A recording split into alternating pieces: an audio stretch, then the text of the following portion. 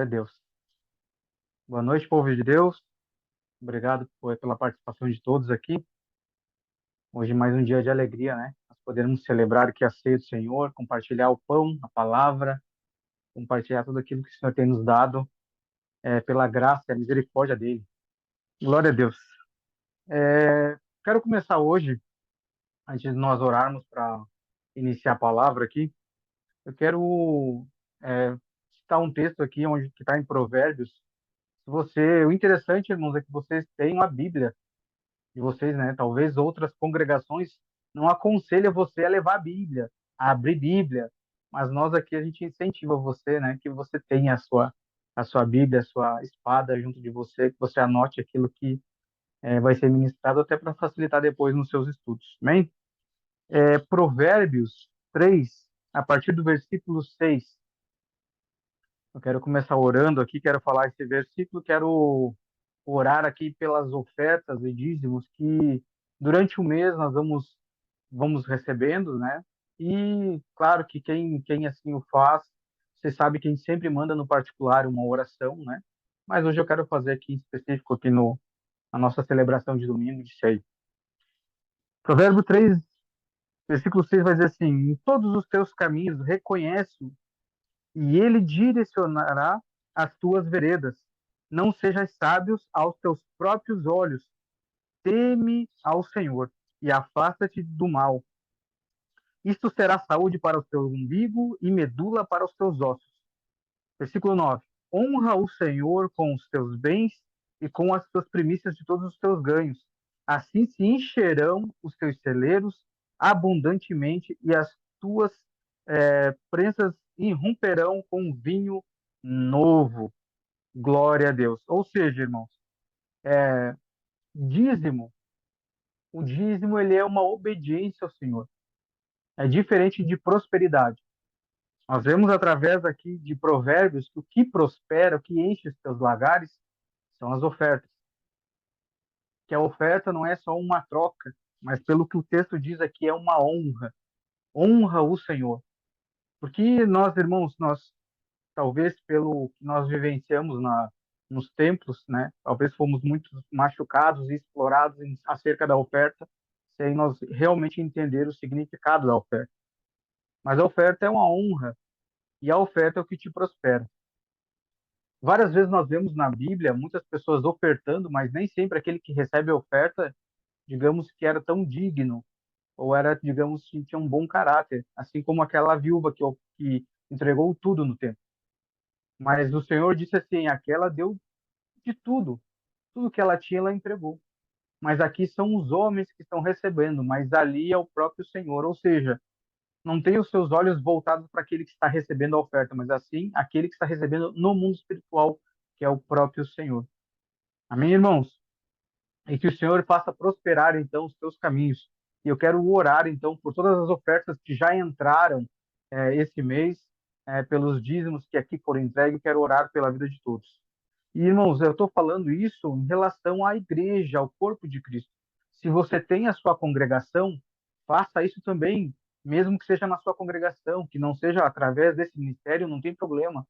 Nós estamos falando aqui não de denominação, nós estamos falando aqui da igreja, o corpo de Cristo, aonde você congrega, ou aonde que é partilhado o pão com você. Amém? Então, se não for nesse ministério, não tem problema, mas às vezes você faça com o Senhor através do ministério em que você frequenta. Amém? Pai, em nome de Jesus, eu quero apresentar aqui todos os dízimos, todas as ofertas que entrarão hoje ou que já entraram durante esse mês. Eu te peço, Pai, que assim como diz as tuas escrituras, que o Senhor encha os lagares, transborde os lagares dos meus irmãos. Que o Senhor encha os celeiros dos meus irmãos. Que o Senhor prospere o caminhar de cada um deles. Em nome do Senhor Jesus, que o teu favor esteja sobre cada casa. Aqueles que devolvem os seus dízimos, Pai, da mesma forma, é um sinal de obediência. Eles estão sinalizando que é o Senhor que cuida deles. É o Senhor que governa a vida deles. É o Senhor que provê tudo na vida deles. Em nome do Senhor Jesus. Eu declaro a tua bênção e o teu favor sobre a casa de cada um deles, Pai. Em nome do Senhor Jesus. Amém. Glória a Deus. Aleluia. A Fábio depois vai deixar aqui no chat aqui, se alguém quiser ofertar, Isso é a vontade, irmãos. Amém? Essa semana até eu publiquei hoje, né? Quem ainda não assistiu, pode depois ir assistir ali. A Fábio ministrou quinta-feira, trazendo uma visão, falando sobre a paternidade e falando sobre a noiva, sobre nós vencermos essa fase, né, sairmos dessa fase de orfandade, onde que muitos se encontram e param, estacionam nessa questão, e parece que atravessam uma vida inteira órfãos. E a gente não quer parar por aí, irmãos, porque nós sabemos que o Senhor ele tem muitas e muitas coisas além disso, né? E como a Fábio falou na quinta-feira, a questão da paternidade já foi resolvida pelo Senhor. Amém? Ela já foi resolvida. Porém, tudo que o Senhor faz tem duas partes. Uma parte é a parte de Deus para conosco, e a outra parte é de nós para com o Senhor. E hoje nós vamos ver aqui justamente isso, que essa parte de filho, de filiação, também tem que partir de nós, justamente para quê? Para que nós podemos avançar, nós possamos avançar para então se comportar como noiva, se preparar como noiva. Hoje eu quero trazer um texto, tá, em Ezequiel 16, glória a Deus. Ezequiel 16, a partir do versículo 1, ele vai dizer assim: Novamente a palavra do Senhor veio a mim, dizendo: Filho do homem, faze Jerusalém conhecer as suas abominações. E diz: Assim diz o Senhor, Deus de Jerusalém: Teu nascimento, a tua natividade é da terra de Canaã. Teu pai era amorreu e tua mãe era eteia. E quanto à tua natividade, no dia em que nasceste, teu umbigo não foi cortado, nem foste lavado na água para te limpar. Tu não foste salgada, nem envolta em faixas. Nenhum olho se apiedou de ti para fazer nenhuma dessas coisas, para ter compaixão de ti. Mas tu foste lançado fora do campo, fora no campo aberto, para a repugnância da tua pessoa, no dia em que nasceste. Versículo 6. E quando eu passei por ti e te vi poluído em teu próprio sangue, disse-te, quando estava em teu sangue, vive. Sim, disse-te, quando estavas em teu sangue, vive. E te fiz multiplicar como o broto do campo, e cresceste, e te aumentaste grandemente, e chegaste a excelentes ornamentos. Teus seios são formados, e teu cabelo é crescido, ao passo que estiveste nua e descoberta.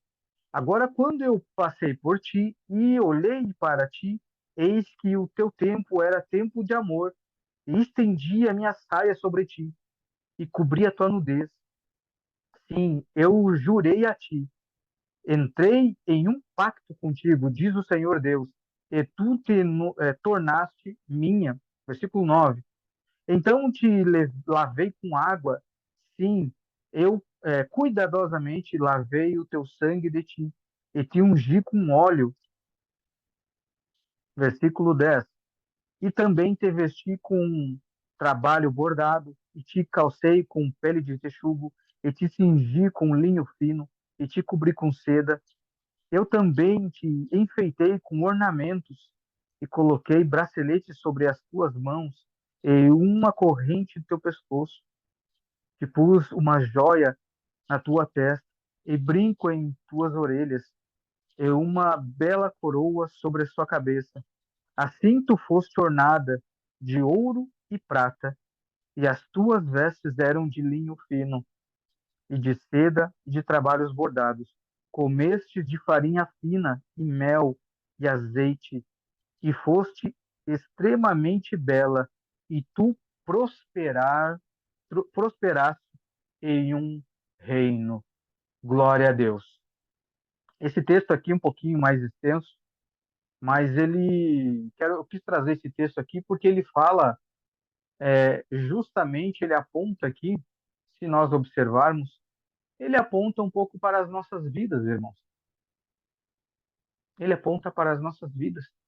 Ele começa esse texto aqui com um relacionamento desde bebê, desde criança. Mas primeiro começou essa criança sendo o quê? Desprezada. Ela foi desprezada. E agora observe como era a nossa vida antes de Jesus, antes de Cristo. Enquanto a imundícia, como fala nos textos aqui, enquanto a imundícia nós andávamos, nós fomos largados num campo para as nossas imundícias. Era assim que as trevas nos tratavam, como qualquer coisa.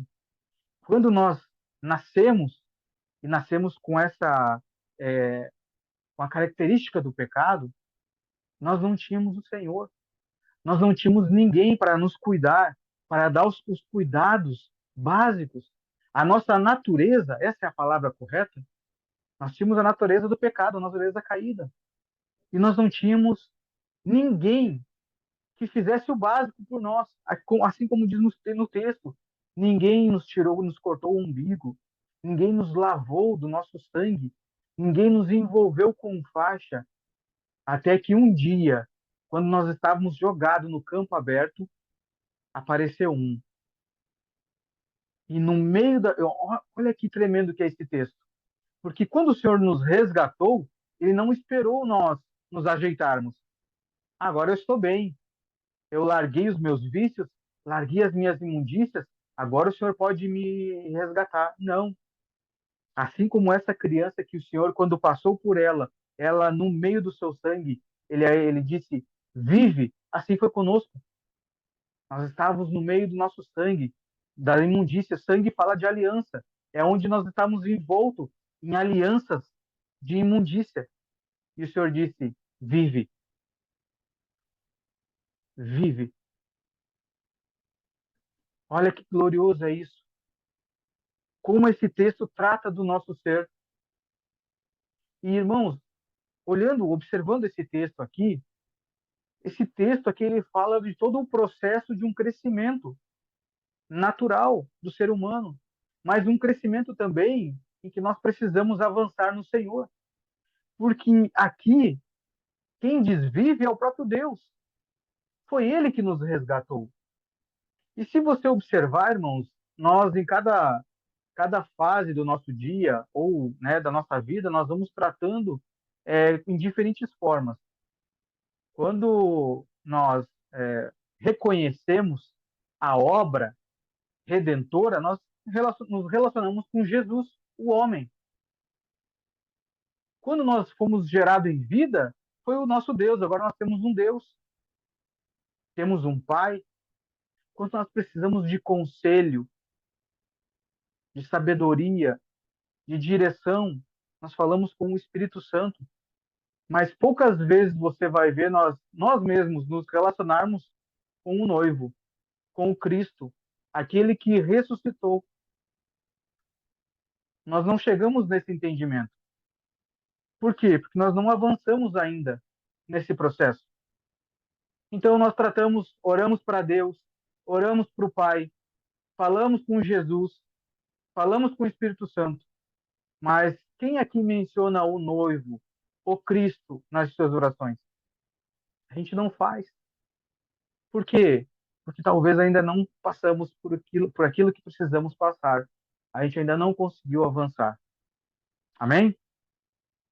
E aqui, se você continuar lendo, você vai ver, observar aqui que do versículo 7 onde nós lemos, versículo 7 e versículo 8, ele dá um geral do que aconteceu com essa criança até a sua mocidade. Mas se você observar atentamente, o versículo 6 é como se você pegar o versículo 6 e pula para o versículo 9, porque o versículo 9 ele vai dizer assim, ó, então te lavei com água.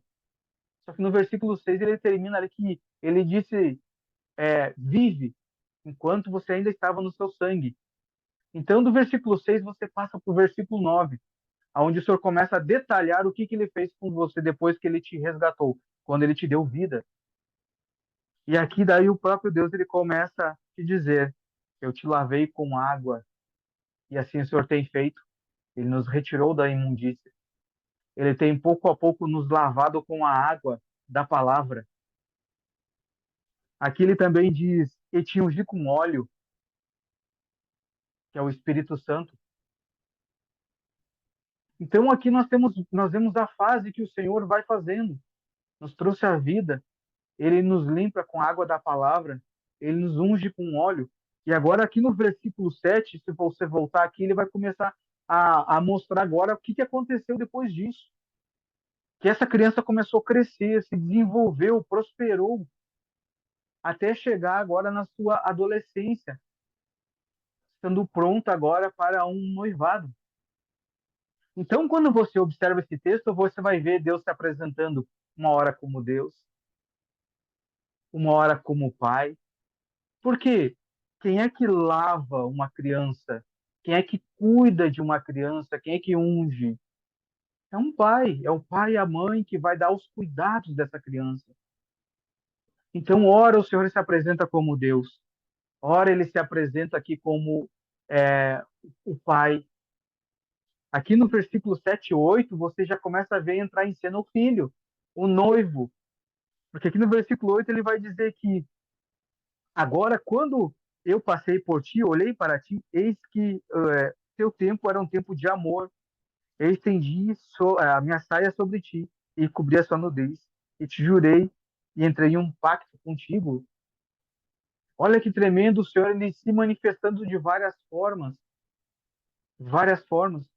Só que muitas vezes a gente não consegue identificar isso, irmãos, porque falta nós caminharmos nesse processo. Nós precisamos avançar. Eu quero ler um texto com vocês para nós tratarmos agora um pouquinho dessa questão dessa paternidade. Porque esse texto, em geral, ele vai falar justamente dessa paternidade e dessa parte do noivado.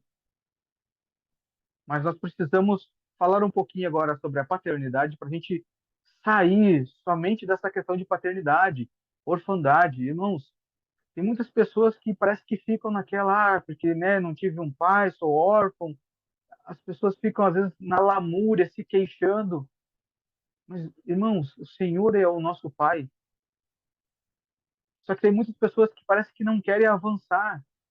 A gente costuma dizer, tem um ditado popular que as pessoas parecem que gostam de que lambam as suas feridas, né? Mas, irmãos, Deus ele não é cachorro para lamber ferida. Deus ele é Pai. E feridas, elas, se foram feridas leves, elas, com o passar do tempo, elas se curam. Se você, às vezes, quem aqui nunca teve um esfolão? Você lava com a água ali, daqui um pouco, com o tempo, vai criando a casca e pronto, ela cura com o passar do tempo. Agora, se é uma ferida mais grave, você precisa ir no médico. Mas aí nós temos o médico dos médicos. Mas em nenhum tempo você vai ficar vendo. Não é recomendado você estar com um machucado e ficar tirando casca, tirando, abrindo a ferida, deixando aberto. Nunca vai sarar. Mas observe se não tem pessoas que gostam de, parece que fazer isso, de deixar essa ferida aberta. Por quê? Porque é muito mais difícil você deixar sarar, porque você vai ter que avançar. Não vai ter que ninguém ali dizendo assim, ó, oh, pobrezinho, se machucou. Porque o pai vai olhar, tudo bem, machucou, vai bater a poeira, vai lavar e vida que segue.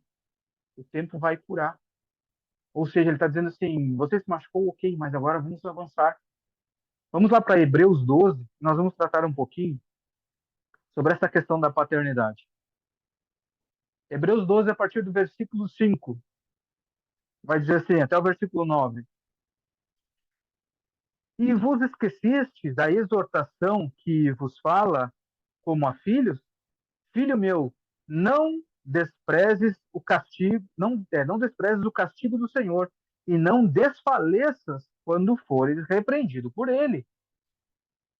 Versículo 6: pois aquele a quem o Senhor ama também castiga, e açoita a cada filho que recebe. Se suportais o castigo, Deus vos trata como filhos, pois qual é o filho a quem o pai não castiga? Mas se ficais sem castigo, do qual todos são feitos participantes, então sois bastardos, né, se você não participar desse castigo, e não filhos. Versículo 9. Além do mais, tivemos pais segundo a carne, nos corrigiram, e nós lhe prestamos reverência. Não devemos, então, nos sujeitar muito mais ao Pai dos Espíritos e viver? Agora, observe uma coisa nesse texto. Por que que nós, quando nós falamos aqui que a questão, né, da paternidade já foi resolvida? É porque o Senhor ele já nos vê como filhos. Mas aqui tem um versículo que ele vai dizer uma coisa aqui. Versículo 7. Olha o que diz no versículo 7. Se, o que que é o ser? É ser, irmãos. É uma condição. Se suportais o castigo, Deus vos trata como filhos. Lembra quando eu falei no início que nós temos duas condições? Uma de Deus para com a gente e uma condição de nós para com o Senhor. Então, a condição agora entre pai e filho é que Deus já nos reconhece como filho. Agora, para nós ser tratados como filhos, nós precisamos aguentar o castigo. Quem aqui já não foi na praia? Quando você está na praia, vem um monte de onda. Daqui a um pouco, as ondas começam o quê? Voltar, que a gente chama o popular repuxo. Começa a te voltar, né, para o mar, e quer te levar para dentro do mar. E lá no Rio Grande do Sul, a gente tem um costume, ó, de dizer, você tem que aguentar o repuxo. O que que é? Essa onda contrária, que muitas vezes para nós parece contra. Mas aqui é o que o senhor está dizendo, suporte, aí você será tratado como um filho. E é o que nós estamos falando sobre a ferida. Muitas pessoas não querem suportar. Você ser filho é uma coisa, ser tratado como filho é outra. Através do versículo 7 diz: se suportais o castigo, Deus vos trata como filhos. Pois qual é o filho a quem o pai não castigue? E olha só o versículo 8, para você não dizer, né? Deus ele não é pai que nem nós, né? E nós temos às vezes dois, três filhos, e às vezes o castigo que é para um não é para o outro. Sempre é aliviado, né? Um sempre trata, digamos, com diferença. Tem um filho que às vezes é mais rígido com um e com o outro é tratado às vezes com, né, é passado mais a mão. Mas Deus não, Deus ele é justo.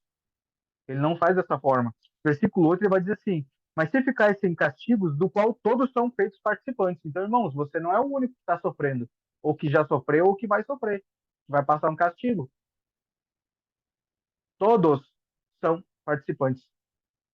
Então, todos os filhos passam por alguma repreensão, uma correção do Senhor. E aqueles que suportam são tratados como filhos. E agora você consegue observar o porquê que muitos não conseguem avançar para ir para o processo da noiva e se relacionar com Cristo como o noivo? É justamente porque nós estacionamos nessa questão. Quando o Senhor começa a nos espremer, a gente, mas não é por aí, acho que está ficando um pouquinho difícil. Parece que agora que eu vim para Cristo, as coisas ficaram mais difíceis, está dando tudo errado. Calma, irmão, é o Senhor que ele tá te corrigindo. Lembra aquela criança que foi retirada da imundícia? O Senhor não teve que limpar? O limpar com a água não é só largar uma água, às vezes tem que esfregar. Às vezes você estava tão atolado na imundícia que às vezes o Senhor tem que dar uma esfregadinha para poder você abandonar aquele pecado de estimação, aquele vício de estimação. O Senhor precisa dar uma esfregada. E aí, às vezes, para nós parece ser custoso, mas não é, irmão. O Senhor ele está fazendo para o nosso bem. Ele está fazendo nós passarmos por aquele processo de Ezequiel 16, porque ele está olhando lá na frente. Ele sabe que virá um noivo. Ele sabe que uma hora você vai chegar ao seu período de amor, onde o seu corpo estará formado e o noivo vai botar os olhos em você.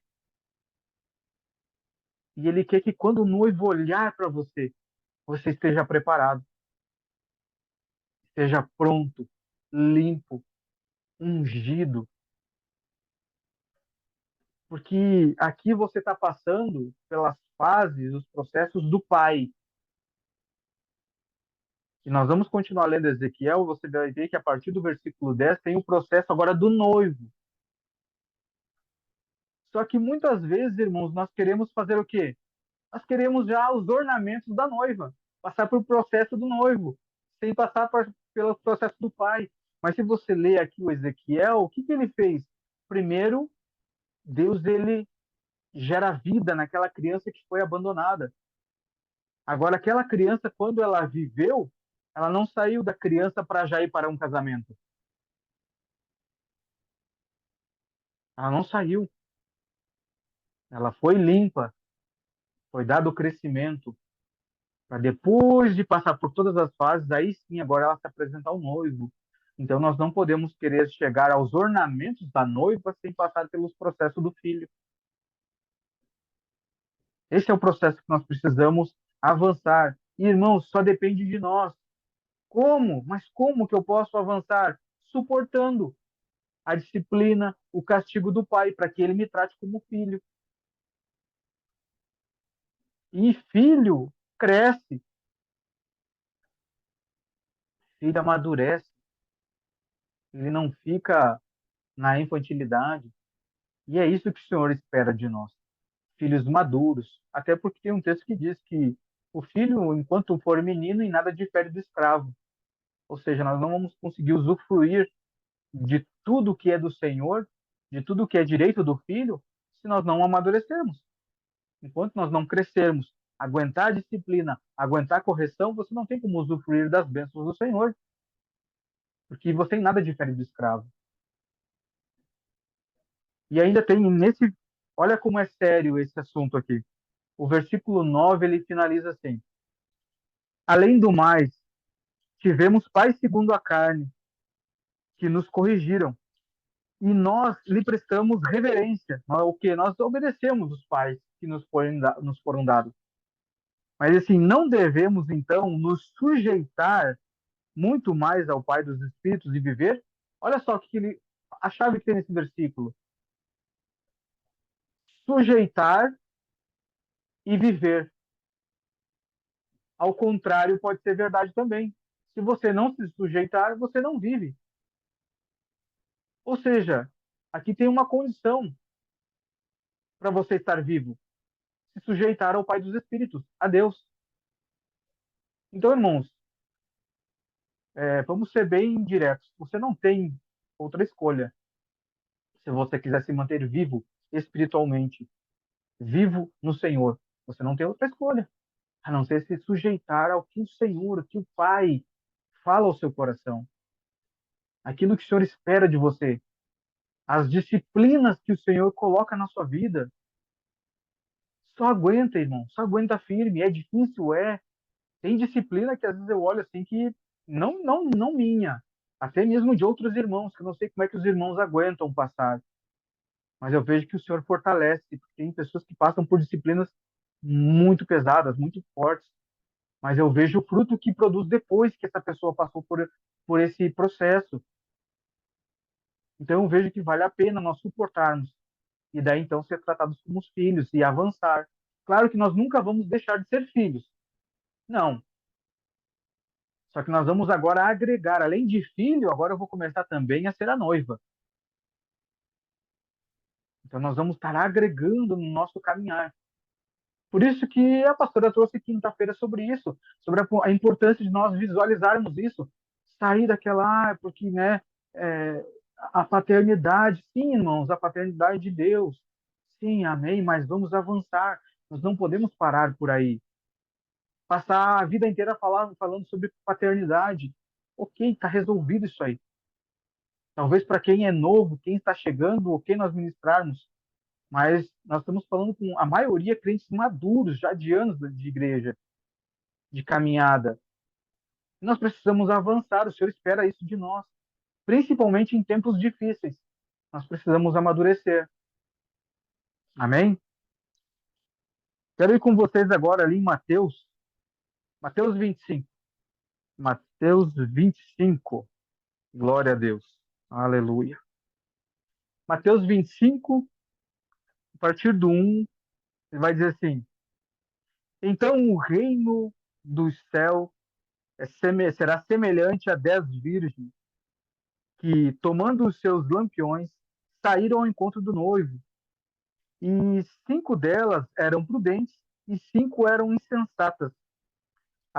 As que eram insensatas tomaram os seus lampiões, não levaram azeite consigo, mas as prudentes levaram azeite em suas vasilhas com os seus lampiões. E tardando o noivo, todas elas cochilaram e dormiram. E à meia-noite houve um grito, e eis que o noivo vem, saí-lhe ao encontro. Então todas aquelas virgens, se levantaram e prepararam seus lampiões. E as insensatas disseram às prudentes: dai-nos o vosso azeite, porque os nossos lampiões estão se apagando. Mas as prudentes responderam, dizendo: não, para que não falte a nós e a vós, mas ide antes aos que o vendem e comprai para vós. E tendo elas ido comprá-lo, chegou o noivo, e as que estavam preparadas entraram com ele para as bodas, e para e a porta foi fechada. Depois chegaram também as outras virgens, dizendo: Senhor, Senhor, abre para nós. Mas ele respondendo disse: em verdade vos digo, não vos conheço. Olha que tremendo esse texto. Aqui estão falando então que nós tínhamos essas 10 virgens que estavam esperando pelo noivo. Então, observe uma coisa que eu achei engraçada quando eu li aqui, que a gente fala muito, né? Desperta, tu que dormes. Mas observe que as 10 dormiram. E não tem problema em você dormir. Porque sempre vai ter alguém para gritar: olha, o noivo está vindo. Vai alguém uma hora vai gritar para você acordar. O problema é você estar sem azeite quando essa pessoa te chamar. E eu não sei se vocês entendem, irmãos, o processo para ser extraído o azeite, porque a lamparina era usado o azeite é, o puro azeite de oliva eles também usavam para poder acender essas candeias. E como é que é extraído esse azeite? Como é que é tirado, extraído da oliva? Uma prensa, é prensado. Ou seja, umas passaram pela prensa, pelo processo, outras não.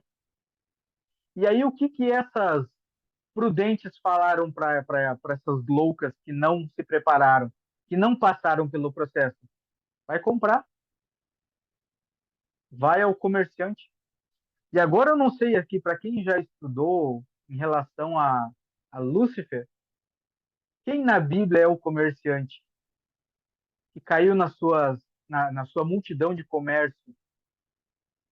Quem é que, quando Jesus, que foi levado ao deserto para ser tentado, quem é que quis facilitar a vida de Jesus? Porque todo o reino da terra vai ser entregado ao nosso Senhor. Mas quem é que quis facilitar, tirar o processo de Jesus? Quem é que quis negociar? Todos os reinos eu te dou se prostrado me adorares. O que ele está dizendo? Só um pouquinho, vamos negociar aqui. Eu te dou os reinos e eu te livro do processo, só se prostra e me adora. O que elas estão dizendo assim? Vai lá com o negociante, já que você não quis passar pelo processo. E quando elas voltam, o noivo já tinha vindo e as portas se fecharam. Então, irmãos, hoje muita gente na igreja prefere negociar com as trevas para burlar o processo do Senhor. Não se deve fazer assim. Nós precisamos passar pelo processo, porque já é nosso, o noivo já foi prometido a nós. Ele já foi prometido, já é nosso. Nós precisamos trilhar no processo. Nós não podemos querer negociar para não sofrer. Quantas vezes nós vemos nas igrejas campanha, venha, pare de sofrer, não sei o quê. Querem tirar o sofrimento da igreja, sendo que é o sofrimento que dá o crescimento. É o castigo, é a disciplina, é isso que dá o crescimento para o cristão, é a perseguição. Então não queira negociar os processos que você precisa passar com o Senhor. E aí vamos voltar lá agora em Ezequiel, e depois eu quero finalizar. Não perde esse texto aqui, irmão.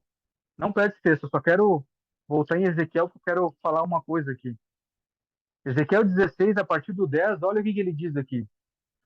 Eu também te vesti com trabalho bordado, e te calcei com pele de texugo, e te cingi com linho fino. O que está dizendo aqui?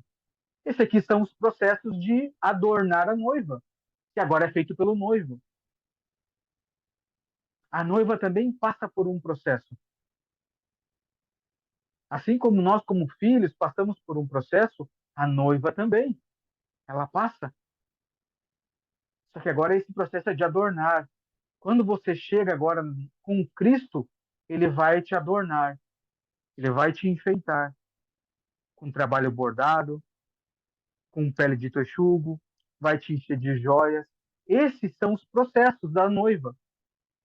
Só que o que acontece? Não adianta Jesus te enfeitar se você não tiver o azeite para a sua lamparina. Não adianta, porque quando ele vir, ele vai esperar que vocês tenham esse azeite. E aí, irmãos, o que que a Bíblia fala acerca da vinda do nosso Senhor Jesus, do noivo? O que que a Bíblia fala? Que ele virá quando o evangelho do reino for pregado em todas as nações. Amém? Só que olha como é que ele começa, Mateus 25. Olha como ele começa. Então o reino do céu será semelhante. Ó, então, irmãos, o Senhor ele virá quando esse evangelho for pregado, não somente com palavras, mas quando as nossas vidas que foram passadas pelo processo de filhos e agora com o processo de noiva, as nossas vidas anunciam o reino, porque agora as pessoas vendo nós como noiva vão ver, ó, essa noiva está pronta, o noivo está próximo. Esse é o reino. A nossa vida como noiva aponta para o reino, prega o reino. Mas processos, irmãos, nós precisamos passar, não podemos negociar. Não é anunciar somente com palavras, porque, irmão, você anunciar o reino com palavras não vai levar ninguém para o reino.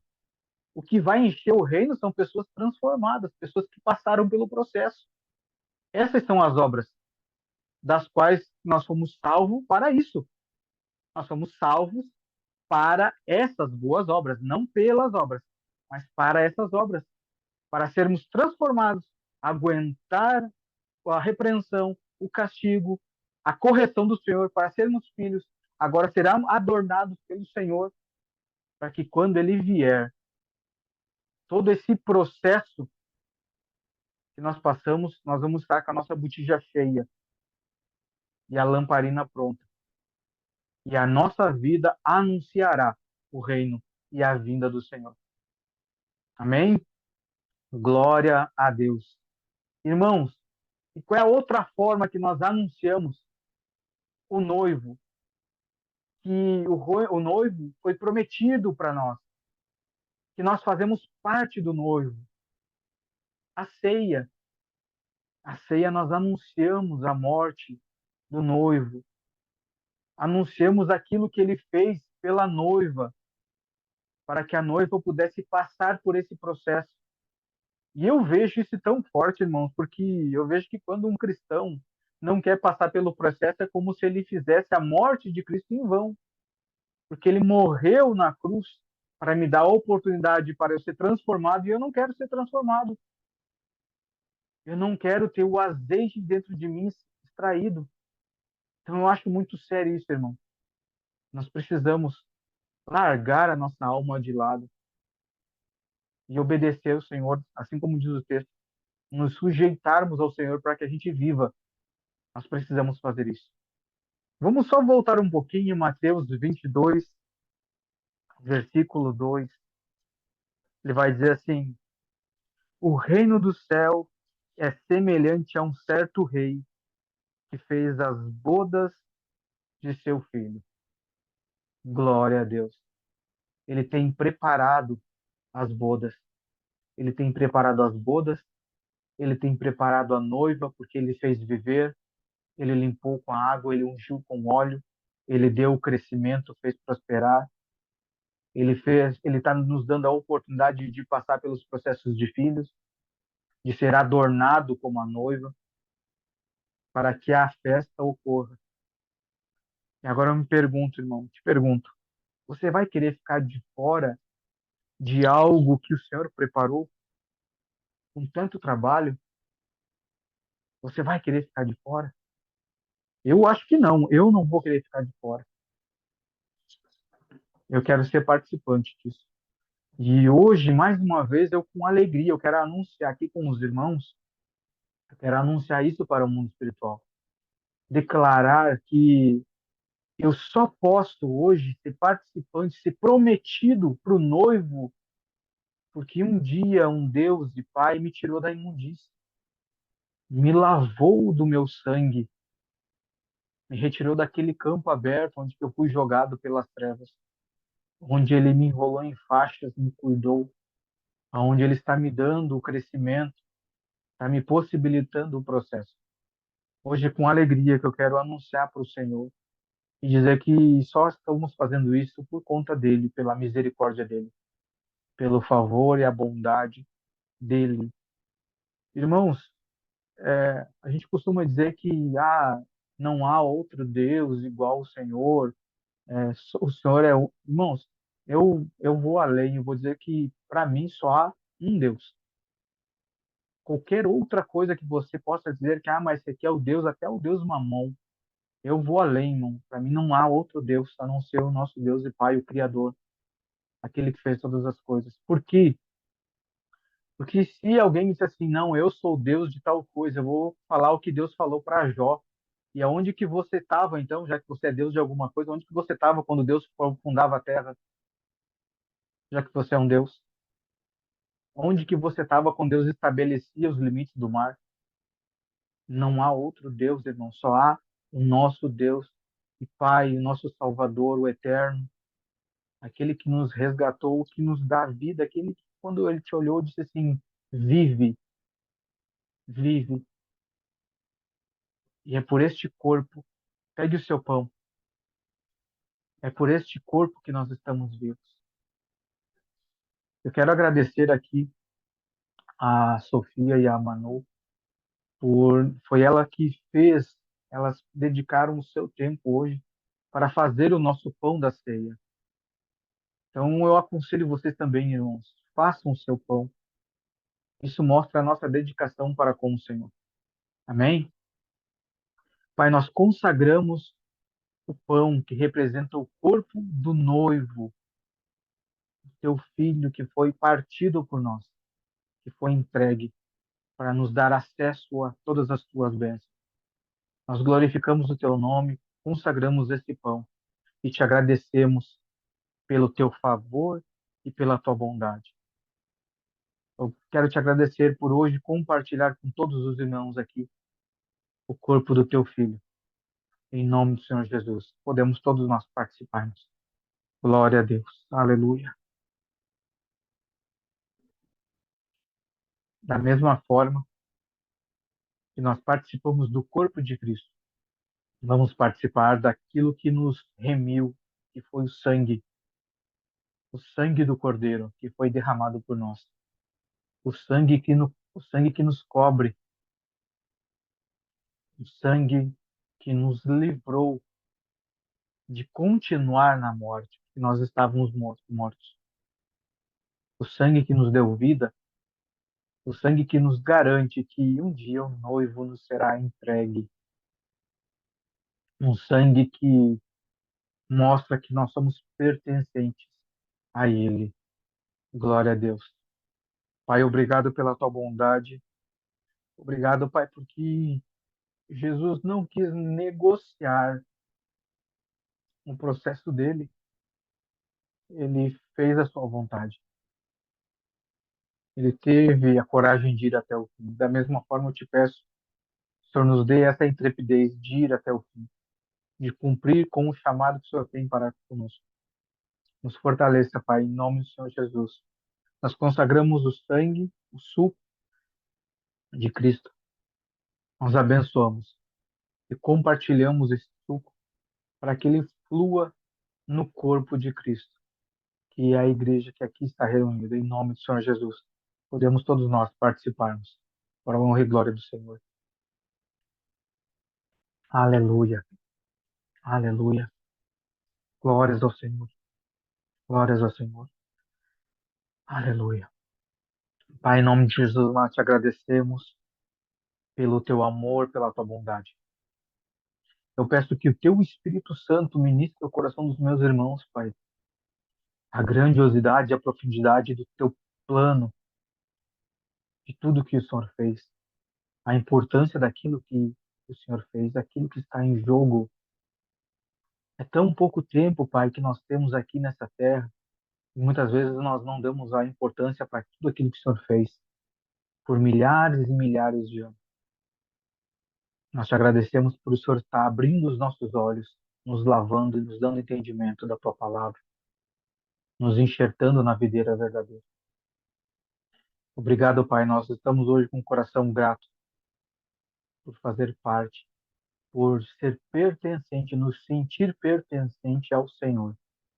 Sabemos que não estamos sós. Nós te agradecemos em nome do Senhor Jesus. Em nome do Senhor Jesus. Para a honra e glória do Senhor. Amém e glória a Deus.